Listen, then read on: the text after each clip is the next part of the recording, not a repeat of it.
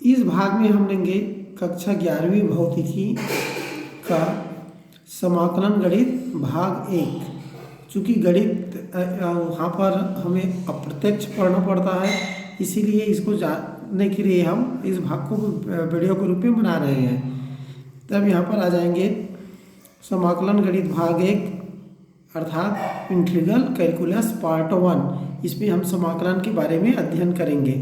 तो हम शुरुआत करते हैं। समाकलन अवकलन की विपरीत क्रिया है। इससे पहले हमारे जो और एपिसोड बन चुका है जिसमें अवकलन के बारे में बतलाया गया है। तब आप इसीलिए हम यहीं से शुरू करते हैं कि समाकलन क्या है, अवकलन की विपरीत क्रिया है। यदि किसी फलन, कोई भी फलन लेते हैं f(x) का x के सापेक्ष अवकल गुणांक दूसरा फलन g(x) हो, अवकलन करेंगे तब क्या आएगा, एक फलन आएगा वो भी, और वो g(x) हो तो हम f(x) का x के सापेक्ष g(x) क्या होगा, समाकलन होगा। x के सापेक्ष g(x) क्या हो जाएगा, अगर का समाकलन होगा मतलब क्या होगा, जो हम यहाँ पर g(x) प्राप्त किए हैं उसका हम समाकलन करेंगे तब हमें पुनः f(x) प्राप्त हो जाएगा। सरल शब्दों में इसको ध्यान रखोगे। अर्थात अवकलन से प्राप्त फलन का समाकलन करने पर फिर से वही फलन प्राप्त होता है। इसके लिए हम संकेत में लिखते हैं, तो ये इस तरह का जो संकेत होता है ये समाकलन का संकेत है, और यहाँ पर जो भी फलन रहता है उसको लिखते हैं और उसके बाद फिर dx लगाते हैं। तो इस बात को ध्यान रखो, समाकलन करने के लिए जो फलन दिया रहता है, मान लो यहाँ पर gx दिया गया है तो उसको समाकलन का चिन्ह और dx इनके बीच में रखते हैं। अब इसका जैसे हमने बतलाया कि विपरीत प्रक्रिया है, इसीलिए gx का हम समाकलन करेंगे तब हमें क्या मिलेगा, f(x) प्राप्त होगा। क्योंकि f(x) का अवकलन करने पर क्या प्राप्त हुआ है, gx। उदाहरण के लिए लेते हैं हम sin x का अवकलन करते हैं तब cos x प्राप्त होता है। ये याद है आप लोगों को, अवकलन वाले खंड में पढ़ चुके हो। तब यहाँ पर अगर cos x का हम समाकलन करेंगे तब पुनः sin x प्राप्त हो जाएगा। तब इस तरह से हम देखते हैं कि समाकलन अवकलन की विपरीत क्रिया है। समाकलन को और अध्ययन करने के लिए, इसके प्रमेय को अध्ययन करने के लिए जो मूलभूत स्टैंडर्ड फार्मूला है उसको पहले याद करना पड़ेगा आप लोगों को, क्योंकि ज़्यादा विस्तार से नहीं लेना है। यहाँ पर आपको फिजिक्स पढ़ना है। तब यहाँ पर हम 10 मूलभूत सूत्र के बारे में बतलाया गया है और इसको याद रखना है, और इसी रूप में हम लाकर क्या करेंगे, अन्य जो फलन आएगा उसका हम हल निकालेंगे। तो पहला आता है समाकलन किसका, dx का, या यहाँ पर 1 भी ऐसा रहता है, मतलब कोई भी कुछ नहीं दिया है, मतलब 1 दिया है ऐसा मानते हैं। तब इसका हम क्या करेंगे, समाकलन करेंगे तो x आएगा। क्यों आएगा, क्योंकि अगर x का अवकलन करते हैं तब क्या प्राप्त होगा, 1 प्राप्त होता है, इसीलिए dx का समाकलन करेंगे तो x आएगा। सब इसी के से प्राप्त हुआ है, इसी टाइप से। इसीलिए यहाँ पर सूत्र को सीधे सीधे याद करना है आप लोगों को। तब आगे चलते हैं, दूसरा सूत्र आ जाता है x की घात n। हमें जो फलन दिया है वो x की घात n है। तब इसका हम समाकलन करने के लिए क्या करते हैं, सामने समाकलन का चिन्ह, फिर फलन, फिर dx लिखते हैं। तब इसका अगर समाकलन करेंगे तब क्या हो जाएगी, x की जो घात n है उसमें एक वृद्धि हो जाएगी, n+1 आ जाएगा, और बटे में क्या आएगा, जो घात जितना लगता है उतना का बटा हो जाता है, n+1। और ये सूत्र सभी n के लिए मान्य होगा बशर्ते n बराबर -1 ना हो। -1 के लिए लागू नहीं होता, इस बात को याद रखना है। ऐसा इसीलिए है क्योंकि x की घात अगर -1 करेंगे तब उसको क्या लिखेंगे, 1/x। तब हमें नया फलन आ जाता है वो 1/x dx। तो ये तीसरा सूत्र हो जाता है इंटीग्रेशन ऑफ 1/x dx, और इसका जो समाकलन प्राप्त होगा वो log x होगा, log ex लिखते हैं, e आधार होता है। ऐसा इसीलिए क्योंकि log x का अवकलन क्या होता है, 1/x होता है। अगला चौथा है e to power x d x, अर्थात e टू पावर एक्स का समाकलन करेंगे तो e टू पावर एक्स होगा। और पाँचवा में आ जाते हैं साइन एक्स का समाकलन करेंगे तब माइनस कास एक्स मिलेगा, याद रखोगे। कॉस एक्स का समाकलन करेंगे तब साइन एक्स मिलेगा।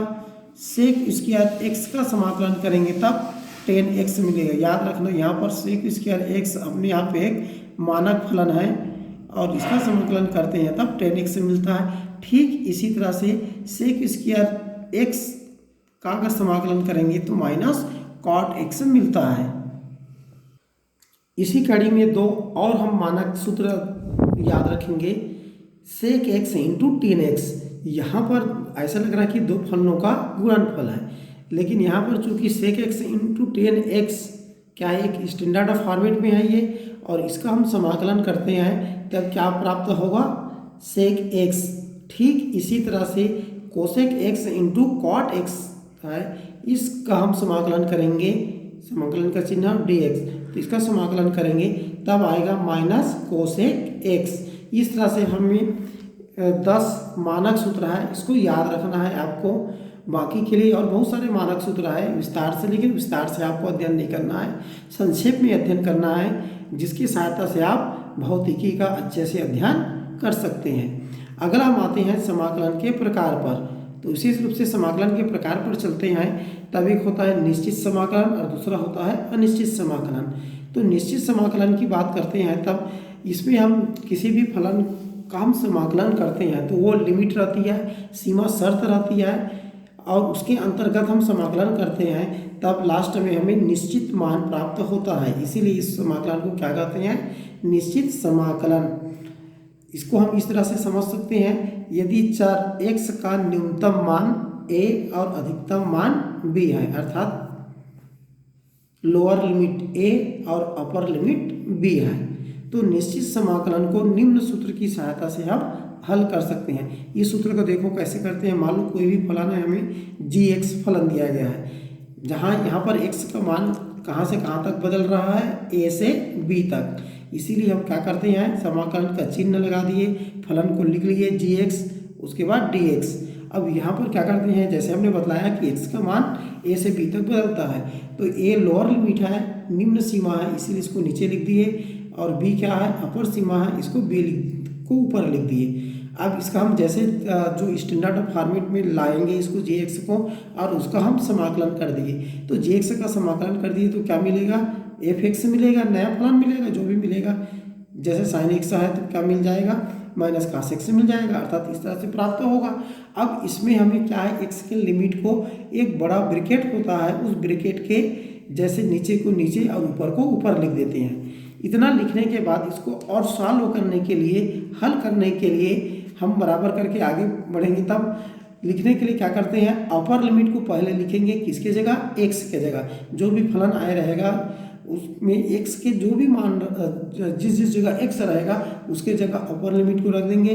जैसे यहाँ पर लिखते हैं एफ बी, फिर माइनस चिन्ह लगाना है आपको, और उसके बाद फिर उसी फलन में जो भी आए रहेगा उसमें एक्स के स्थान पर ए रखना है, अर्थात लोअर लिमिट को रखना है, इसीलिए माइनस एफ ए। अब इस तरह से ये मान क्या हो गया, निश्चित मान आएगा। ये चूंकि ए और बी कांस्टेंट है, निश्चित मान है, तो इसका भी निश्चित आएगा, इसीलिए इस समाकलन को हम निश्चित समाकलन कहते हैं। आगे हम लेते हैं अनिश्चित समाकलन। तो अनिश्चित समाकलन में क्या होता है, जिस समाकलन का मान निश्चित नहीं होता, अर्थात यहाँ पर जो चर राशि दिया रहता है एक्स का मान, उसका कोई निश्चित वैल्यू नहीं दिया रहता, उसका मान कहाँ से कहाँ तक परिवर्तन होता है, परिभाषित नहीं होती। ऐसे स्थिति में हम सिंपल से समाकलन करते हैं। समाकलन का चिन्ह जी एक्स डी एक्स, और जी एक्स का स्टैंडर्ड फॉर्मेट में लाकर उसका समाकलन कर देंगे, तब नया फलन मिल जाएगा एफ एक्स लिख दिए। साथ में यहाँ पर प्लस सी, अर्थात जितने भी हम अनिश्चित समाकलन करते हैं उसके साथ एक कांस्टेंट जुड़ा होता है। ऐसा क्यों होता है, चूँकि हम जानते हैं कांस्टेंट का अवकलन करते हैं तब क्या आएगा, जीरो आएगा, अर्थात इसके साथ हम मानते हैं कि कोई कांस्टेंट के साथ में फलन रहा होगा, जिसका अवकलन करेंगे तो कांस्टेंट जीरो हो गया और फलन जी एक्स बचा है। इसीलिए जब समाकलन करते हैं तब उसके साथ प्लस सी लिख लेते हैं। अगर नहीं लिखते तो पर भी हम मानकर चलते हैं कि कोई कांस्टेंट जुड़ा हुआ है। अब आगे लेते हैं समाकलन के मूलभूत प्रमेय। समाकलन का मूलभूत प्रमेय मतलब हमें जो फलन दे रहता है वो थोड़ी जटिल रहता है, स्टैंडर्ड फॉर्मेट में नहीं रहता, अलग अलग फॉर्मेट में रहेगा। तब उस स्थिति में हम समाकलन के जो मूलभूत प्रमेय है उसके आधार पर उसको हल करते हैं। तो पहला यहाँ पर लेते हैं, यदि फलन के साथ कोई अचर गुणा में हो तब समाकलन करते समय क्या करते हैं, अचर को समाकलन से चिन्ह से बाहर निकाल देते हैं और जो फलन बचता है उसका समाकलन कर देते हैं। अर्थात सूत्र के रूप में इस तरह से हम इसको देख सकते हैं, समाकलन करना है सी एफ एक्स का, अर्थात एफ एक्स एक फलन है, इसके साथ एक अचर गुणा में है। अब उसके बाद डी एक्स लिख देते हैं। अब यहाँ पर क्या होगा, ये अचर है इसीलिए इसको बाहर कर दिए और समाकलन किसका करना है, एफ एक्स डी एक्स का। तब इसको हम अप्लाई करके उपयोग करके इस तरह की स्थितियों का हल कर सकते हैं। अगले प्रमेय में हम देखते हैं, अगर मान लो हमें जो फलन दिया गया है वह दो फलनों के योग या अंतर के रूप में है, तब इस स्थिति में उसका समाकलन कैसे करेंगे। योग या अंतर है दोनों के लिए, हम इसको याद रख सकते हैं। तब हम लेकर चलते हैं, यदि दो फलन एफ एक्स प्लस जी एक्स हो, अर्थात इस तरह से है कि जो हमें प्रश्न दिया गया है वह दो फलन एफ एक्स और जी एक्स, एक्स के दो फलनों के योग के रूप में है। तब इस स्थिति में हम समाकलन करेंगे, दोनों को एक साथ ब्रैकेट में रख लेंगे, एफ एक्स प्लस जी एक्स डी एक्स। तब यहाँ पर जो प्लस चिन्ह है वहाँ से हमें दोनों फलन को अलग कर सकते हैं। तब क्या होगा, समाकलन क्या होगा, F x d x plus है तो यहाँ पर प्लस लगा दिए, फिर समाकलन क्या कर देते हैं, जी एक्स डी एक्स, अर्थात दोनों को अलग अलग करके समाकलन कर सकते हैं। इसी तरह से यदि अंतर के रूप में दिया रहेगा तो यहाँ पर प्लस के स्थान पर माइनस होगा, तब यहाँ पर माइनस आ जाएगा, तब यहाँ पर प्लस ना लगाकर आपको भी माइनस लगाना पड़ेगा। इस तरह से योग या अंतर के रूप में दिया रहता है, तब उसका समाकलन करने के लिए उसको उतने ही भाग में तोड़कर समाकलन कर सकते हैं। इसको उदाहरण के पर समझते हैं। अब दो प्रमेय जो बतलाए हैं दोनों के आधार पर बनने के लिए हम दो उदाहरण प्रस्तुत कर रहे हैं। पहला उदाहरण लेते हैं, मान लो आपको प्रश्न में दिया गया है 5x का वर्ग धन साइन x का समाकलन कीजिए। 5x का वर्ग धन साइन x का समाकलन कीजिए। तो यहाँ पर दो प्रमेय पड़े हैं, दोनों का हम यहाँ पर उपयोग करेंगे अनुप्रयोग के रूप में। तब हल करने के लिए जो भी फलन दिया रहता है उसको हम समाकलन के चिन्ह और dx के बीच रखते हैं, और चूंकि समाकलन इंटीग्रेशन होता है तो संकेत के लिए हम यहाँ पर i चिन्ह करते हैं। तो i बराबर हो जाएगा, समाकलन का चिन्ह लगा दीजिए, जो फलन दिया गया है उसको हम लिख लेते हैं, उसके बाद dx लिख लेते हैं। ठीक है, इतना कर लेंगे। अब जैसे हमने अभी जो प्रमेय पढ़ा है उसके हिसाब से यहाँ पर प्लस दिया है तो इस प्लस से इसका अलग समाकलन कर देंगे, इसका अलग समाकलन। तब इस तरह से हमें मिलेगा 5x का वर्ग dx, समाकलन का चिन्ह, फिर प्लस है तो प्लस लगा दीजिए, फिर जो दूसरा फलन है साइन x है उसको भी हम समाकलन के चिन्ह के अंतर्गत रख देते हैं। अब यहाँ पर 5x का वर्ग दिया है तो x का वर्ग एक x का फलन है और इसके साथ 5 गुणा के रूप में, जो पहला जो प्रमेय पढ़े हैं उसके हिसाब से 5 अचर है, इसीलिए इसको हम समाकलन से बाहर कर देते हैं। तो समाकलन कितना हो जाएगा, x का वर्ग dx का, फिर प्लस लगा दिए। ये चूंकि अकेला है और हमारे जो मानक सूत्र हमने जो बतलाया है उस स्वरूप का आ गया ये साइन x, और हम जानते हैं साइन x का समाकलन क्या होता है, माइनस कास x। तो इस तरह से यहाँ पर क्या लिख सकते हैं, यहाँ पर माइनस कास x लिख देते हैं। अगले स्टेप में आते हैं तो ये जो 5 आया है इसको कुछ नहीं करना है, और x का स्क्वायर dx इसका समाकलन है। तो इसका समाकलन करने के लिए x की घात n है, उसका जो फार्मूला है उसका हम अप्लाई करेंगे, उपयोग करेंगे। तब यहाँ पर क्या होता है, जैसे हमने बतलाया जो घात है वो 1 बढ़ जाता है, इसीलिए x की घात 2 धन 1 आ गया, और बटे में जितना घात आता है उसको लिख लेते हैं, तो 2 धन 1 आ गया यहाँ पर। इसको तो कुछ नहीं करना है, प्लस माइनस का हल करेंगे तो ये माइनस कॉस x आ गया। आगे हल करके देखते हैं, तब ये 3 आ गया तो क्या हो जाएगा 5/3 x की घात 3 माइनस कास x। इस तरह से इसको आसानी से हम हल कर सकते हैं। दूसरा उदाहरण में हम चलते हैं, टेन स्क्वायर x का समाकलन कीजिए। तो जैसे हमने 10 फार्मूला जो बतलाए हैं उसमें टेन स्क्वायर x मानक रूप में नहीं है। अब इसको कैसे करें हम, तब इसके लिए हमारे पास 10वीं तक के लेवल में बहुत सारे अलजेब्रा और त्रिकोणमिति संबंधी सूत्र समझाया जाता है, तब उन्हीं सूत्रों को यहाँ पर हमें उपयोग करना है। और उस सूत्रों का उपयोग करके इसको हमारा मानक रूप में लाने का प्रयास करेंगे। आ जाएगा तब आसानी से हम उसका समाकलन कर सकते हैं। चलो देखते हैं इसका समाकलन करने के लिए। तब जैसे यहाँ पर हम समाकलन करने के लिए आई बराबर लेते हैं, समाकलन का चिन्ह जो फलन रहेगा उसको बीच में लिख देते हैं टेन स्क्वायर एक्स फिर डी एक्स। अब चूंकि टेन स्क्वायर का तो नहीं है मानक रूप, लेकिन हम त्रिकोणमिति में पढ़ चुके हैं। क्या पढ़े हैं? 1 plus tan square x is equal to क्या होता है? Sec square x. ऐसा सूत्र पढ़े हैं आप लोग 10वीं के लेवल में, गणित में पढ़ते हैं। तब इसमें टेन स्क्वायर का करेंगे तो 1 माइनस हो गया, इसीलिए टेन स्क्वायर एक्स के स्थान पर हम ले लेते हैं सेक स्क्वायर एक्स माइनस 1 और डी एक्स लगा देते हैं। अब जैसे हमने पढ़ा है कि प्लस माइनस से जो जुड़ा रहता है उसको अलग कर सकते हैं, तो इस तरह से क्या होगा, सेक स्क्वायर एक्स को हम डी एक्स अलग कर दिए और माइनस 1 मतलब डी एक्स अलग कर दिए। अब ये दोनों हमारे मानक सूत्र में आ गया। इस तरह से सेक स्क्वायर एक्स का समाकलन करने पर क्या मिलेगा? 10x और डी एक्स का x मिलता है तो माइनस x।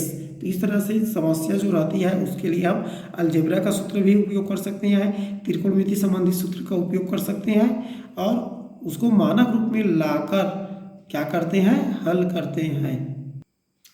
इसी कड़ी में हम आगे बढ़ते हैं। कुछ फलन इस तरह से जटिल होता है जिसको हम अलजेब्रा के सूत्र और त्रिकोणमिति के सीधे सीधे सूत्र के द्वारा मानक रूप में नहीं ला सकते। तब ऐसे स्थिति में हम क्या करते हैं? प्रतिस्थापन द्वारा समाकलन करते हैं और इस तरह से हम प्रतिस्थापन करके उसको मानक रूप में ले आते हैं आसानी से। इसको उदाहरण के समझते हैं। उदाहरण लेकर मान लो आपको दिया गया है साइन, फिर ब्रैकेट के अंदर है 5x + 4।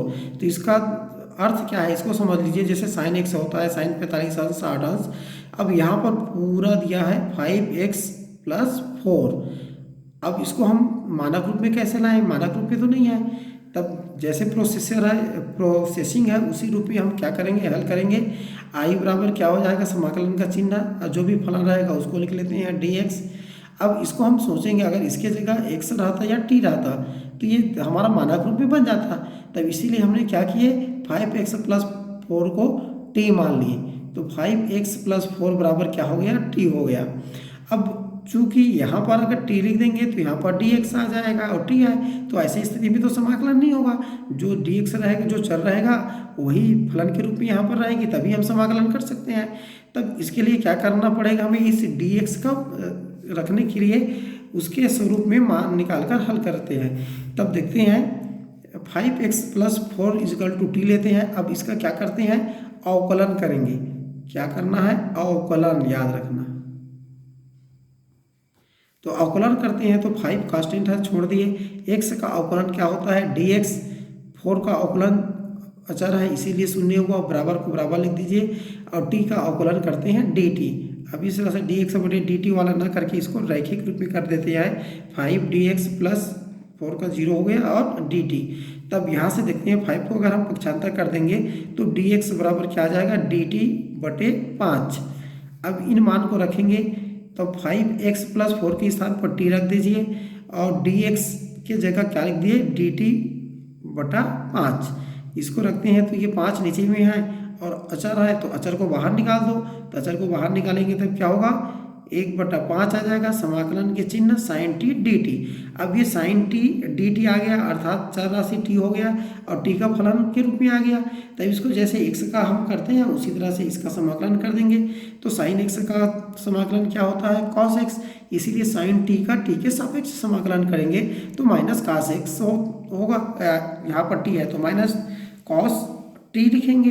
तो इस तरह से 1/5 इसको ब्रैकेट में लिख देना है माइनस cos t। तो इस तरह से हल करेंगे तब पुनः लास्ट में t के मान को रख देते हैं, तब 1 माइनस आ जाएगा। ये 1/5 cos और t की जगह लिख देते हैं 5x + 4। अब आगे लेते हैं खंडशः समाकलन, इंटीग्रेशन बाय पार्ट। ये क्या चीज़ है? मान लो हम गुणनफल के रूप में फलन दिया है जो मानक रूप में नहीं है, तब ऐसे ही स्थिति में हम क्या करते हैं? खंडशः समाकलन की विधि का उपयोग करते हैं। इसके लिए लेते हैं, मान लो आपके पास f(x) और g(x), x के 2 फलन हैं और जो गुणा के रूप में है। तब हमारे पास आ जाएगा समाकलन एफ एक्स इंटू जी एक्स डी एक्स। तब ऐसे स्थिति में हम इन सूत्र का उपयोग करते हैं। इसको ध्यान से समझोगे तब यहाँ पर किसी को पहला किसी को दूसरा मान सकते हो। यहाँ पर हम एफ एक्स को हम पहला मान रहे हैं और जी एक्स को दूसरा मान रहे हैं। तब यहाँ पर क्या होगा, जो पहला फलन होता है एफ एक्स उसको ज्यों के त्यों लिख दिए और फिर दूसरा जो फलन है उसका समाकलन करते हैं, समाकलन जी एक्स डी एक्स, फिर माइनस लगाएंगे और फिर से समाकलन का चिन्ह लगाना है। और ये थोड़ा बड़ा समाकलन का चिन्ह लगा कर रखिए। अब यहाँ पर जो पहला फलन है उसका क्या करना है, अवकलन, इसी बात को याद रखना है। जो यहाँ पर जो पहला फलन को खाली छोड़ दिए हैं गुणा के रूप में, तो यहाँ पर क्या करते हैं, उसको इस समाकलन के चिन्ह के अंदर अवकलन करना है। इसीलिए D upon d x F x लीजिए। अब उसके बाद दूसरा का जो जैसे यहाँ पर किया है सेम वैसे करना है, समाकलन करना है, समाकलन जी एक्स डी एक्स। अब उसके बाद इसको हल करने के बाद संयुक्त रूप से जो फलन आएगा उसका क्या करना है, समाकलन। क्योंकि यहाँ पर पहले इसीलिए समाकलन का चिन्ह लगाया है ना। यहाँ पर इतने को हल करने के बाद जो फलन बनेगा उसका समाकलन करना है, इसीलिए इधर समाकलन का चिन्ह और यहाँ पर डी एक्स लिख देते हैं। कथन के रूप में इसको इस तरह से याद रख सकते हो, दो फलन का गुणनफल का समाकलन लेंगे तब पहला फलन इंटीग्रेशन ऑफ सेकेंड फंक्शन अर्थात द्वितीय फलन का समाकलन, फिर माइनस, फिर समाकलन के अंदर पहले फलन का अवकलन गुणित दूसरे फलन का समाकलन, फिर संयुक्त रूप से समाकलन। अब उदाहरण लेकर चलते हैं। यहाँ पर आगे हम उदाहरण में देखते हैं। मान लो आपको फलन दिया है x into e to power x का समाकलन कीजिए। यहाँ पर स्पष्ट है x अपने आप में अलग फलन है, ई टू पावर एक्स अलग फलन है, तो मतलब दो फलनों का गुणनफल है। इसको हल करने के लिए उसी विधि का उपयोग करते हैं, आई बराबर integration of x into e to power x d x. यहाँ पर सुविधा के लिए एक्स की घात n जैसे स्वरूप रहता है, x का वर्ग x की घात, इसको फर्स्ट मानते हैं तो यहाँ पर फर्स्ट मान लिए और ई टू पावर x जो फलन है इसको सेकेंड मान लेते हैं। तब क्या हो जाएगा, हम सूत्र को ध्यान में रखते हुए अप्लाई करेंगे। तब पहले फलन को ज्यों को त्यों लिख दो, दूसरे फलन का समाकलन कर दिए अर्थात समाकलन e to power x d x, फिर माइनस लिखकर समाकलन का चिन्ह लगा देते हैं, फिर पहले फलन अर्थात x का अवकलन कर देते हैं, इसलिए d upon d x x और दूसरे का समाकलन e to power x d x, और फिर इसको ब्रैकेट में रखकर डी एक्स लिख देना है। इतना हो गया। अब आगे हल करते हैं। तब ये तो x ज्यों को त्यों आ गया, ई टू पावर एक्स का समाकलन करेंगे तो चूंकि ई टू पावर एक्स का समाकलन करने पर भी ई टू पावर एक्स आता है, इसलिए यहाँ पर ई टू पावर एक्स लिख दिए, फिर माइनस समाकलन का चिन्ह ज्यों को त्यों रहेगा। अब इसमें अंदर जो हल करने के लिए है उसको करते हैं। तब एक्स का अवकलन करेंगे तब क्या आएगा, 1 आएगा, और ई टू पावर एक्स का हम समाकलन करेंगे तो ई टू पावर एक्स आ गया, डी एक्स ज्यों को त्यों लिख दिए।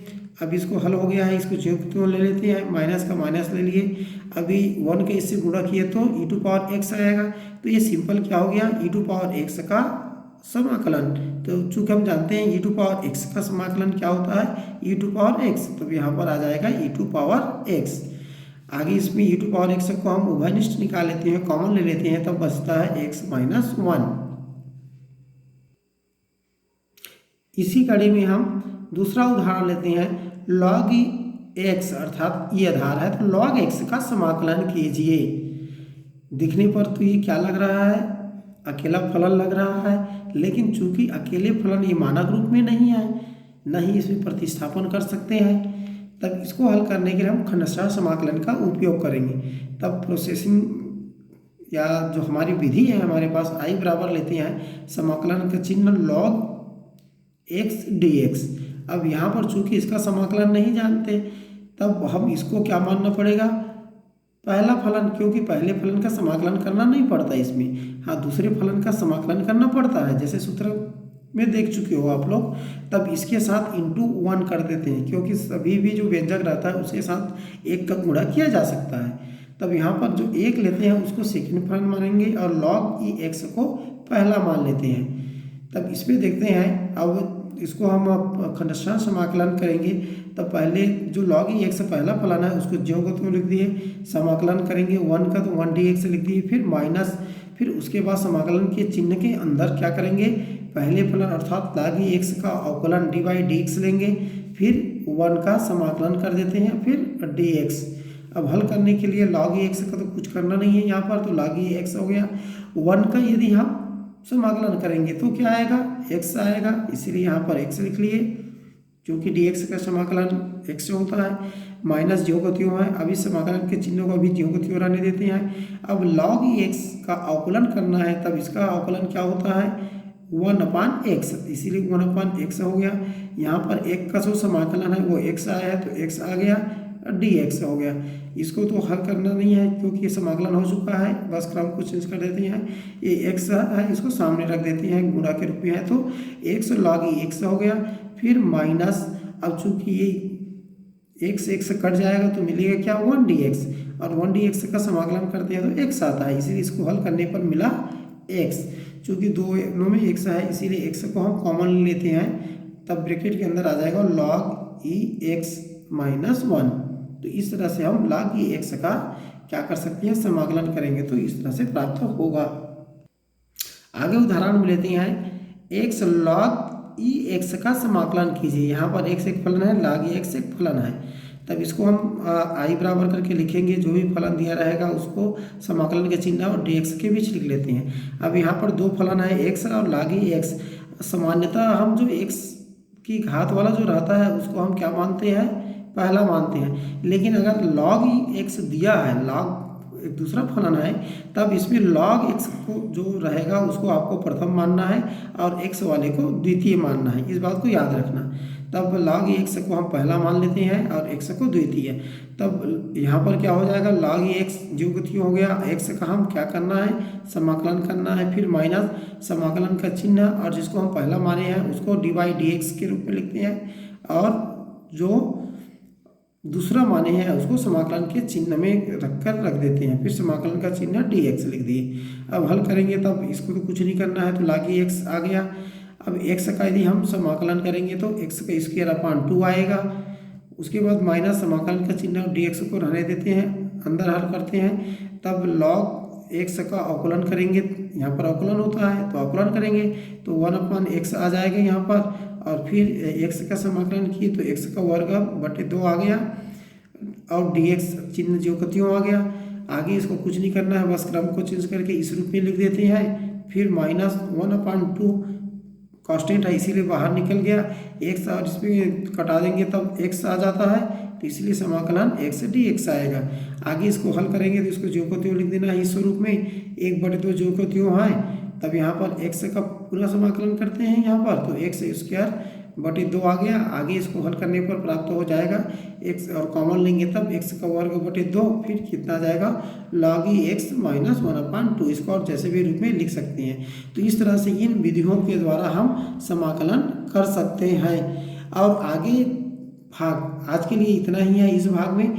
आगे के लिए हम समाकलन के जो मूलभूत चीज़ें हैं, फिजिक्स में जो विशेषकर उपयोग आने वाली हैं, उन चीज़ों को बतलाएंगे, तब इसकी द्वितीय भाग को आप अनिवार्य रूप से देखेंगे।